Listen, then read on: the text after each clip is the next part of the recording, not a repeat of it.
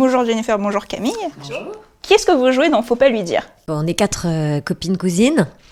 Et moi, je joue le personnage d'une femme qui est mariée depuis 20 ans. Faut pas lui dire, c'est une comédie romantique chorale, hein, donc il y a plusieurs destins abordés évidemment sur leur parcours affectivo-sexuel. Et moi, en l'occurrence, c'est une histoire de reconquête.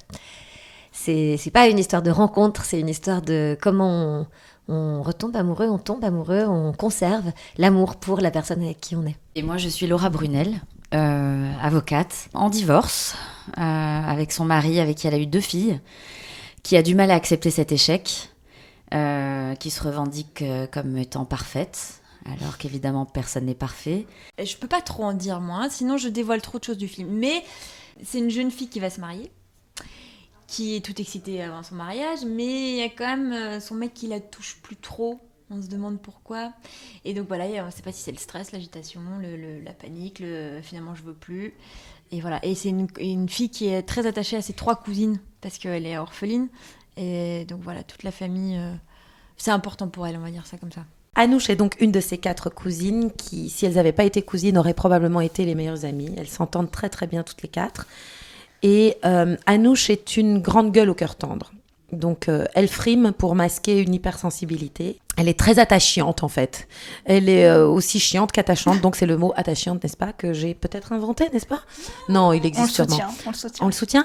Elle a un grand sens de l'humour. Et c'est une romantique, mais qui ne veut pas se l'avouer et qui a peur de l'engagement. Est-ce qu'en lisant le script, c'était ces personnages-là qui vous ont attiré au premier abord ? Moi, personnellement, tous les personnages m'ont attirée, tous les personnages ont quelque chose de très attachant. On peut se retrouver dans un des personnages, voire dans plusieurs personnages. En tout cas, ça peut vous évoquer, vous réveiller certains de vos propres sentiments. Moi, je rejoins un peu Jen sur le fait que c'est des portraits de femmes qui sont assez complets, assez en profondeur, et c'est un peu les coulisses de ce que pensent les femmes sur leur vie affective, leur vie amicale, leur vie sexuelle. Et du coup, là-dedans, il y a quelque chose de très pertinent et de très jouissif, parce qu'on voit pas beaucoup ça.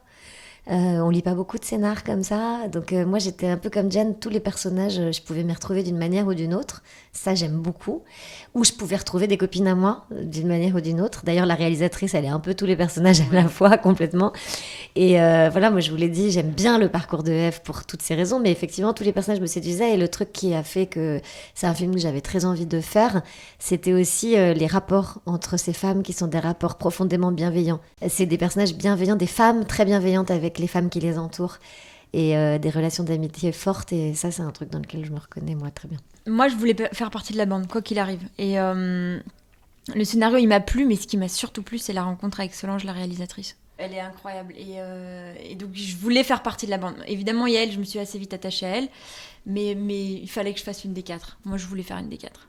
Parce que j'aimais Solange, parce que j'aimais le scénario, et parce que je voulais faire partie de l'aventure.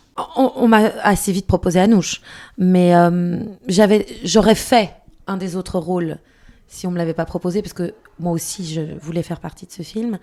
Mais vraiment, si j'avais eu à choisir, mais heureusement on m'a proposé ce rôle-là, c'est celui-là que j'aurais choisi. J'avais envie de ces sous-textes que ce personnage propose entre les choses qu'elle montre et les choses qu'elle cache.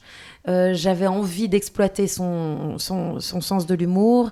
J'avais envie d'aller vers là, voilà, vers ce personnage-là que j'aime bien, qui est généreux. Alors, faut pas lui dire, c'est ce fameux secret que les cousines ne doivent pas dire à Yael. Est-ce qu'il vous est déjà arrivé de mentir pour protéger quelqu'un, pour ne pas blesser quelqu'un ? Ton chemisier te va super bien.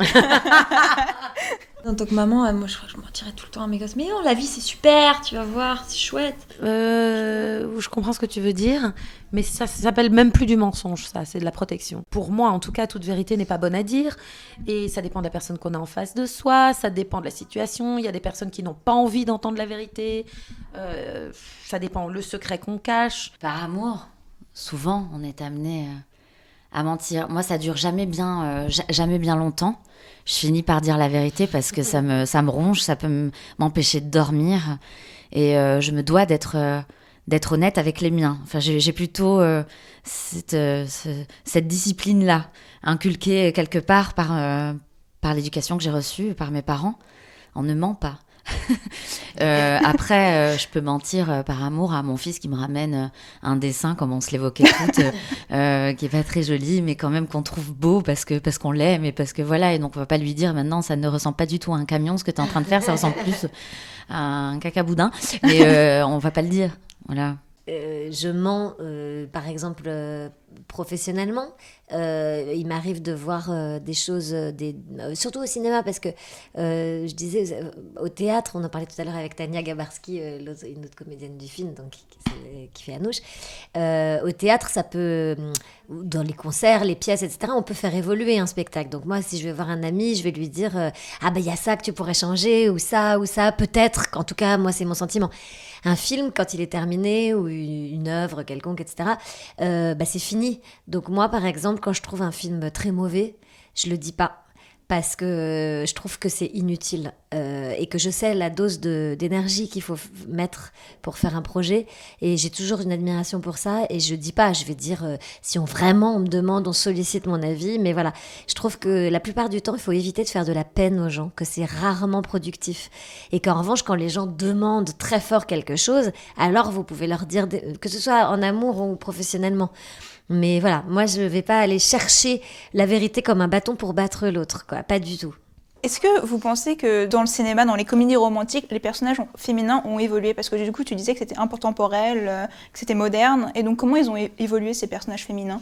Je trouve qu'à travers ces personnages, que ce soit les féminins comme les masculins, déjà je trouve qu'il y a un réel équilibre entre les deux, parce qu'on est 4 filles sur l'affiche, donc ça peut se revendiquer comme étant un film presque exclusivement féminin, alors que pas. En tout cas, tu l'évoquais récemment en interview, dans les générations, nos générations à nous, l'amitié est parfois même aussi forte que les liens qu'on peut avoir avec ses propres membres de famille. On est parfois plus lié à une amie qu'à son propre frère, parfois. Elle a raison, Jen, ils n'existaient pas avant. On pouvait avoir des représentations d'une femme comme mère ou comme amoureuse. On n'avait pas de représentation de femmes comme copines. Alors que les bandes de mecs ou les films d'amitié masculine existent depuis toujours. Donc en ça, oui, c'est des nouveaux personnages. C'est des nouveaux personnages, c'est des nouveaux sociotypes en fait, presque aussi. Et après, plus largement, moi j'ai l'impression aussi qu'il y a une évolution des personnages féminins et du traitement des personnages féminins, et c'est super, quoi, au cinéma.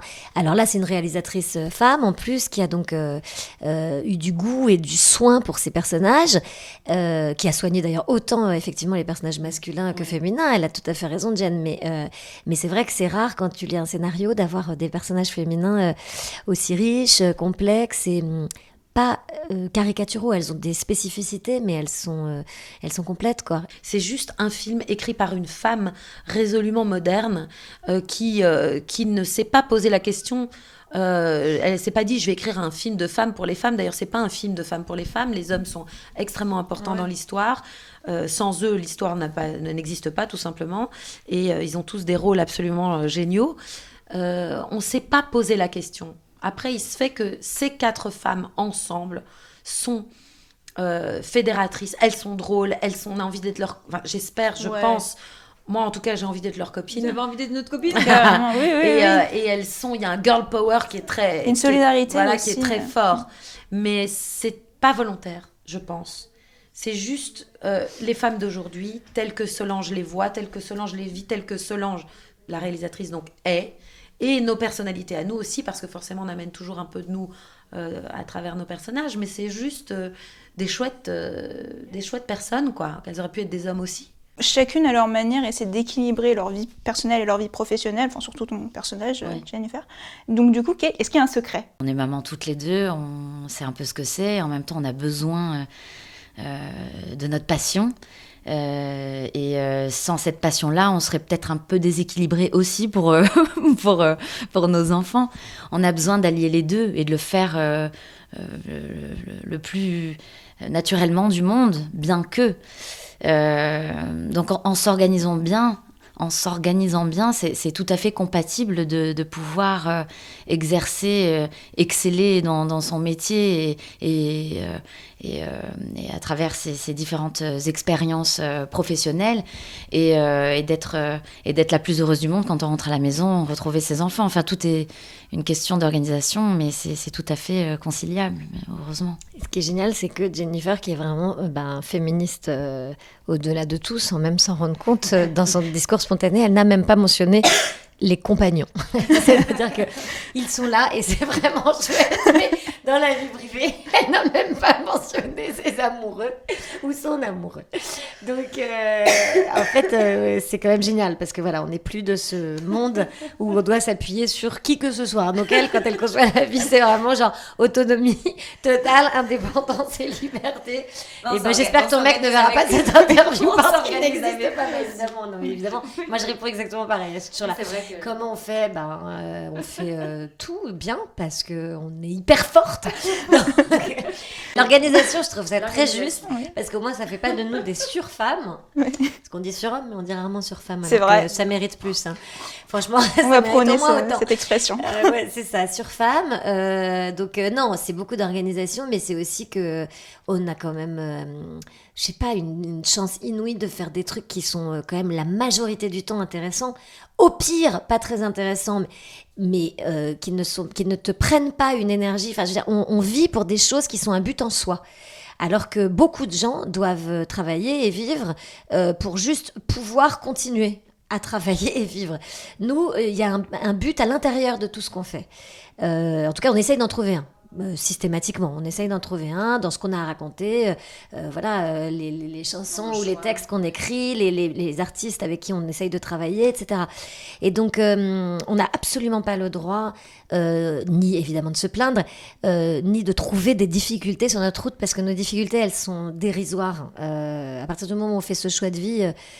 Enfin, je sais pas, ça aussi, j'imagine qu'on te le dit, c'est difficile et tout, mais en fait, on est des privilégiés. On reste des privilégiés et on en a bel et bien conscience. Et surtout, il faut le dire à toutes les filles qui ont envie d'être des artistes et de travailler dans tel ou tel secteur, que c'est pas difficile. Il faut juste être très, très passionné. Mais si on est très, très passionné, tout reste on y possible, arrive. bien sûr. Je pense que c'est une très belle conclusion. Donc, merci beaucoup. Merci. Elles auraient pu être des hommes aussi. On va terminer là-dessus. C'est un peu n'importe quoi ce que j'ai dit. Non, mais si, t'es parfaite. Non, mais t'as compris ce que je voulais dire. Attends, nous filme. Les meufs. Non, mais est-ce que t'as compris ce que je voulais dire ou pas? Oui. Des non, mais j'ai dit des... Non. Oui.